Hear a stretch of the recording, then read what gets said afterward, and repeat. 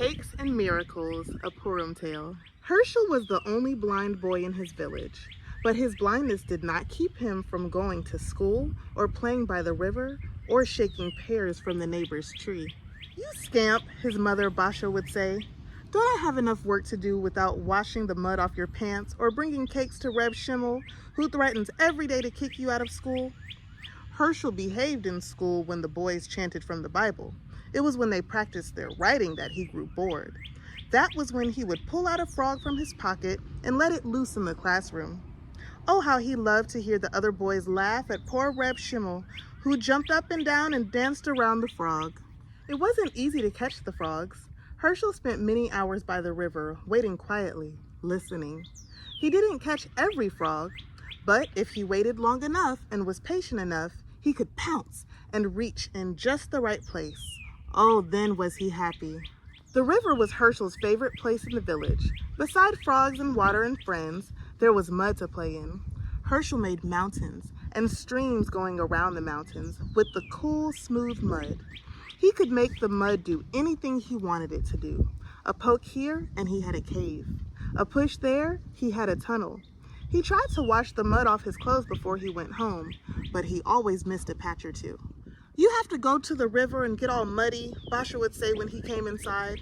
"If you had eyes, you could see all the mud on your clothes." Herschel winced. How he hated to hear his mother say that "if you had eyes." And he did not mean to make extra work for her. It was true. Ever since his father died, she was busy enough doing a little bit of this and a little bit of that to feed and clothe the two of them. She sewed, she cleaned, she cooked, she baked. Especially in early spring, at Purim time, she baked. Then the three-cornered fat cakes called Hamantaschen, filled with prunes or poppy seeds, sold well in the marketplace. On Purim day, back and forth, the children carried plates filled with Hamantaschen and other treats. From this house to that house, they carried the gifts that were sweet reminders of the joyful victory of good over evil, long ago in the city of Shushan in Persia. "This year, maybe I can sell enough Hamantaschen to buy 2 more chickens or even a milk cow," Basha said hopefully. "This year, maybe I can help you with the cakes," said Herschel. "This year, maybe you can fetch the water and bring in the kindling," answered Basha. "A person needs eyes to shape the dough. Now go." "A person needs eyes. A person needs eyes," Herschel mumbled to himself as he did his chores. "Can I help it if I have eyes but do not see?" He carried a big stack of wood into the house. Bang went the door behind him. "Is this all I will do when I am 13? When I am a man? Fetch water and bring in the wood?" Bang! He went out again. "What will we do when mother is too old to sew and clean, cook and bake?" Bang! Bang! "Enough," said Basha. "Enough, Herschel. Now go to sleep. We have a lot to do tomorrow. It's the day before Purim." Herschel stomped off to his bed. "And what about a good night from my son?" Basha asked softly, holding her arms out. "Good night, Mama," he said. He gave her a peck on the cheek. How could he stay angry with a mother who cared for him so? Herschel climbed into his bed near the stove. After he said his bedtime prayer, the Shema, he added a prayer of his own. "If only I could see. If only I could help my mother," he whispered, "really help her." That night, Herschel had a dream. In his dream, he saw the most beautiful winged angel descending a sparkling ladder. The angel bent down toward Herschel and spoke. "Make what you see," the angel said. Herschel protested to the angel, "But I don't see. I haven't been able to see since I was sick. The doctor from Coates said I would never see again." "You see when you close your eyes. You see in your dreams," the angel answered. "It's true, I can see in my dreams," Herschel whispered. Herschel awoke and the angel was gone, but he remembered what the angel said. Soon he heard his mother stoking the stove. "Mother," he called out, "good news. The doctor from Coates was wrong. I can see, in my head, and I can help you with your cakes." "Herschel, Herschel," said Basha, shaking her head. "You wish you could see. I wish you could see. But how can a blind boy see? In his head or out of his head? I can't let you play with the cake dough. I need every Hamantaschen." "But I won't play, Mother. I'll make cakes. Or maybe something different. Cookies. cookies in wonderful shapes to sell. Not just a cookie, but shapes too? Herschel, only I touch the dough. You help me just as you always do, yes? Yes, Mother, Herschel said sadly. And right after school, you come right home. No mud or funny business. After school, Herschel did his chores. He fetched, he carried, he cleaned pans, while his mother mixed and rolled and cut and baked. At nightfall, Basha said, I'll leave this batch of dough to roll and cut in the morning, Purim morning. And they went to synagogue to hear the chanting of the Megillah, the story of Queen Esther. Herschel did not forget his noisemaker. Every child had one. Some were made of wood and as big as kitchen tables. Some were just two rocks to hit together or a shoe to bang on the floor. And every time the rabbi chanted the name of the villain, Haman, his voice was drowned by the shaking, rattling, bellowing, and stamping. What fun Herschel had.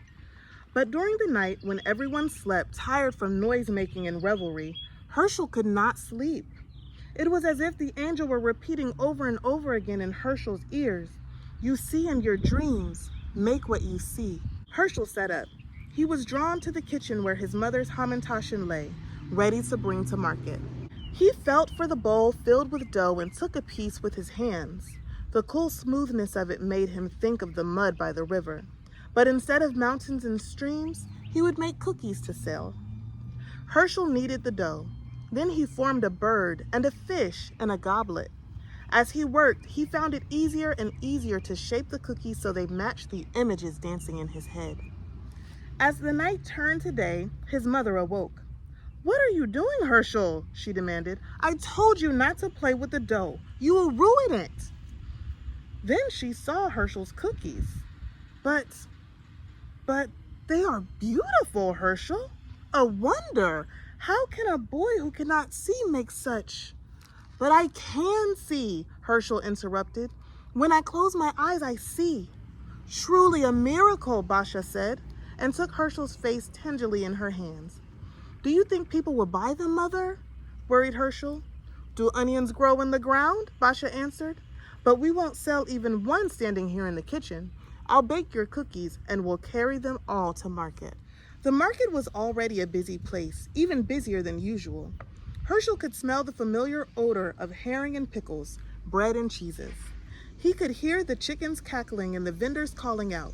But today there were new sweet smells coming from the tables loaded with Purim treats, the honey cakes, the bottles of syrups, pears, wines, the hamantaschen shaped like Haman's three-cornered hat. Happy sounds, laughing sounds, teasing and joking sounds floated around, in and out and over the chickens' cackles and the vendors' calls. Herschel and Basha set out their baked goods.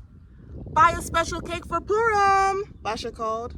A delicious hamantaschen fat with filling, or a cookie in the shape of a horse that Mordecai rode through Shushan.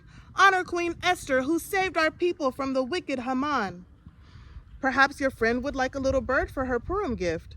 Have you ever seen one so beautiful? Basha said to a young girl who looked from the bird to the flower to the horse. Soon there was quite a crowd around Basha's table. Basha, said Hava, the midwife, what fine cakes and cookies you have this year. I have never seen you make such flowers or fish. My son made them, Basha said proudly. My son who can see with his hands. Blind Herschel?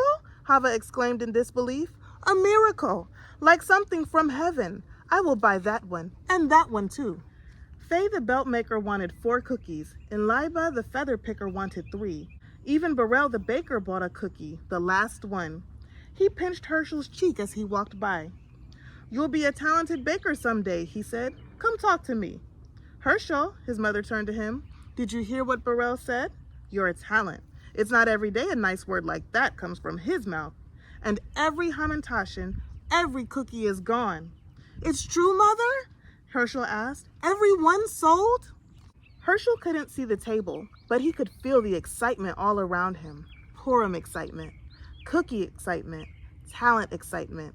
And in his head, he could see himself as a man, a baker perhaps, with bowls of flour all around, or a carpenter, or a shoemaker, or a tool maker. Oh, how happy Herschel was. Suddenly, the words of a Purim song jumped into his head and he couldn't shake them out. They danced around until Herschel was singing them right out loud. What a happy holiday, what a happy holiday. We dance and sing and make some noise and eat our Haman. Picking up the tune again, Herschel added, and a cookie. The end.